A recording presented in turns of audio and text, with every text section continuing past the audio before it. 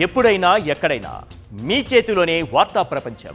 మీ మొబైల్లో, మీ కంప్యూటర్లో, మీ టీవీలో సాక్షి టీవీ డిజిటల్ ప్రసారాల కోసం లాగిన్ అవ్వండి. www.youtube.com/సాక్షి TV. Subscribe Sakshi TV YouTube channel. Indian cinema ఎంత పవర్ఫుల్ అయినా ఇక్కడి నుంచి వెళ్ళి హాలీవుడ్లో సత్తా చాటిన వాళ్ళను వేళ్ల మీద లెక్క పెట్టవచ్చు. అలాంటిది శతాబ్దం కిందటే ఒక భారతీయుడు హాలీవుడ్లో ఎంటర్ అయి తానేంటో నిరూపించుకున్నాడు.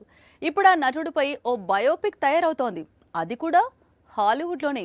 ఆ నటుడెవరో తెలుసా? చదువు సంధ్యలు పెద్దగా అబ్బకపోవడం, 13 ఏళ్ల వయసులోనే తండ్రి చనిపోవడంతో బతుకు తెరువు కోసం ఏదో ఒక పని చేసుకుని బతకాలన్న భావనతో సాబు దస్తగీర్ మైసూర్ సంస్థానంలో ఏనుగుల సంరక్షణ విభాగంలో అసిస్టెంటుగా జాయిన్ అయ్యాడు. ఈ కుర్రాడి తండ్రి కూడా వృత్తిరీత్యా ఏనుగుల సంరక్షకుడే కావడంతో ఆయన దగ్గర వన్యమృగాల సంరక్షణకు సంబంధించిన మెలకువలన్నీ చిన్నతనం నుంచే నేర్చుకున్నాడు. అడవి జంతువుల మధ్య బతకడం తప్ప మరో వ్యాపకం తెలియని ఈ కుర్రాడికి ఏనుగులతో ఉన్న అపారమైన అనుబంధం ఓ సరికొత్త జీవితానికి బాటలు వేసింది. అతన్ని ఏకంగా హాలీవుడ్ సినిమా నటుడిగా మార్చేసింది. ఏనుగులకు సంబంధించిన ఇతివృత్తంతో ఓ సినిమాను నిర్మించే క్రమంలో American documentary film maker Robert ప్లాహర్టీకి సాబు దస్తగీర్ గురించి తెలిసిందే.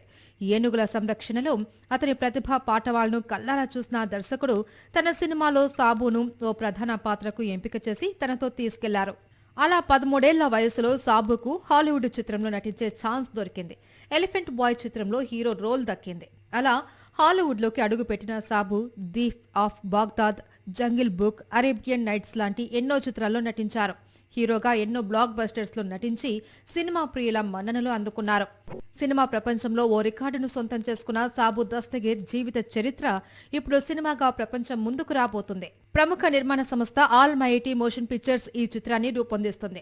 డబ్లినా మొజుందార్ రాసిన Sabu the remarkable story of Indian first actor in Hollywood అనే పుస్తకం ఆధారంగా ఈ సినిమా తయారవుతుంది.